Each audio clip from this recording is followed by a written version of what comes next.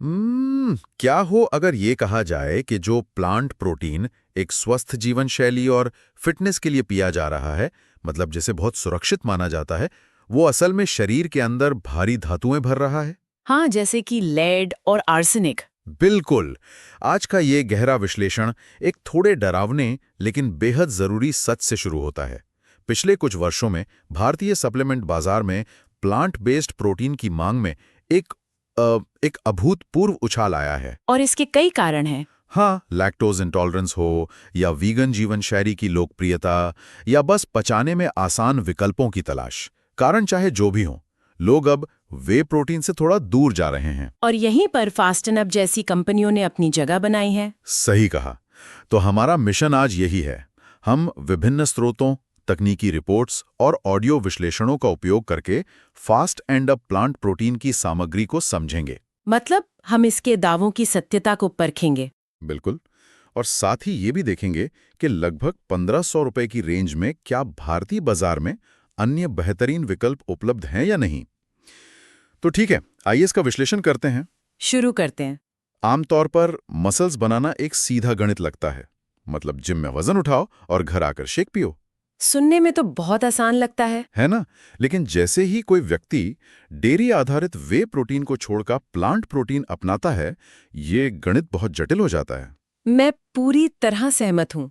और इसीलिए plant protein के विज्ञापनों की चमक से परे जाकर उसकी वैज्ञानिक सच्चाई को समझना बहुत आवश्यक है। तो सबसे पहले इसके जीव विज्ञान की बात करते हैं। ये समझने के लिए कि क्या इस सप्लीमेंट पर 1500 रुपए खर्च करना सही है, हमें इसे मॉलिक्यूलर स्तर पर समझना होगा। क्योंकि प्लांट प्रोटीन वे प्रोटीन की तरह काम नहीं करता। बिल्कुल। ज्यादातर सिंगल प्लांट प्रोटीन जैविक रूप से अपूर्ण होते हैं, यानी इनकम्प्लीट। हाँ, उदाहरण के लिए मटर या प्री प्रोटीन में लाइसिन तो भरपूर होता है, लेकिन मेथियोनिन की कमी होती है। और अगर हम ब्राउन राइस प्रोटीन की बात करें तो उसमें मेथियोनिन अधिक होता है और लाइसिन कम होता है। दोनों एक दूसरे के विपरीत हैं। तो फास्ट एंड अप ने क्या किया है? उन्होंने इन दोनों का एक बेहतरीन मिश्रण तैयार किया है, एक ब्लेंड, ताकि एक पूर्ण अमीनो एसिड प्रोफाइल मिल सके जो बिल्कुल वे प्रोटीन के समकक्ष हो। मैंने इसके पोषण संबंधी आंकड़े देखे थे। इसके एक 37 ग्राम के स्कूप में 26 ग्राम प्रोटीन मिलता है, जो कि लगभग 70.27% एकाग्रता है। हाँ, और इसमें कार्बोहाइड्रेट 7.23 ग्राम है, कुल चीनी सिर्फ 1.12 ग्राम है और एडेड शुगर 0 है। और फैट केवल 2.16 ग्राम है, जो इसे एक काफी लीन प्रोटीन बनाता है। बिल्कुल। और इसमें प्राकृतिक रूप से 4.6 ग्राम BCAA मौजूद है।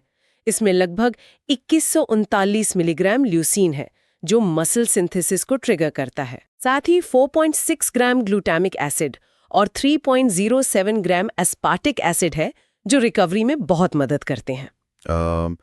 इसे समझने के लिए मैं हमेशा एक उपमा का इस्तेमाल करता हूँ। अच्छा, बताइए। प्रोटीन का सेवन करना ना एक ईंट की दीवार बनाने जैसा है। ठीक है। यहाँ ईंटें जो हैं वो प्रोटीन हैं और आवश्यक अमीनो एसिड, जिन्हें हम EAA कहते हैं, वो सीमेंट की तरह हैं। बहुत सही तुलना है। हाँ, तो यदि सीमेंट खत्म हो जाए, जैसे कि मेथियोनिन की कमी हो जाए, तो निर्माण वहीं रुक जाता है। यहाँ जो सबसे रोचक बात है वो ये है कि फास्ट एंड अप का पी और ब्राउन राइस का ब्लेंड उस सीमेंट की कमी को बहुत अच्छे से पूरा करता है। बिल्कुल।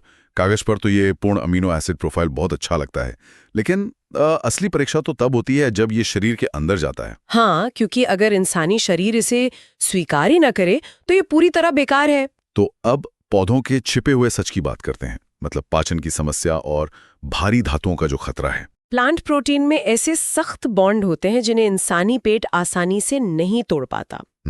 तो क्या होता है जब ये पेट में जाता है? जब ये बिना पचा हुआ प्रोटीन आंतों में पहुंचता है तो वहां मौजूद बैक्टीरिया इसे फर्मेंट करने लगते हैं। और इसी वजह से गैस और पेट फूलने की शिकायत होती है, ब्लोटिंग। एकदम सही। इसी से निपटने के लिए इस प्रोडक्ट में पेप्जाइम प्रो का इस्तेमाल किया गया है। ये पेप्जाइम प्रो क्या है? ये एक प्रोप्राइटरी ब्लेंड है जिसमें प्रोटीएज होता है। प्रोटीएज एक ऐसा एंजाइम है जो प्रोटीन को तोड़ता है। अच्छा, और क्या है इसमें? इसके अलावा इसमें स्पोर फॉर्मिंग प्रोबायोटिक्स शामिल हैं, जैसे बैसिलस कोयूलेंस, बैसिलस सबटिलिस और बैसिलस क्लाउसी। तो ये एंजाइम प्रोटीन को पाचन तंत्र में बहुत पहले ही तोड़ देता है। हाँ, ताकि आंतों में फर्मेंटेशन का मौका ही ना मिले। इसके कुछ वेरिएंट्स में मैंने पढ़ा था कि ऊर्जा और मेटाबॉलिज्म के लिए वीगन एमसीटी और चुकंदर का अयक भी है। हाँ, एमसीटी नारियल से प्राप्त होते हैं और आपको पता है पेटा द्वारा इसे बेस्ट वीगन प्रोटीन का अवार्ड भी मिला है। ये तो अच्छी बात है, लेकिन यहाँ पर बात सच में बहुत दिलचस्प हो जाती है। कैसे? रुकिए, अगर ये फसलें मटर और चावल मिट्टी में उगती हैं, तो इस पाउडर के अंदर और क्या-क्या संकुचित होकर हमारे शरीर में जा रहा है? आपका इशारा भारी धातुओं की तरफ है।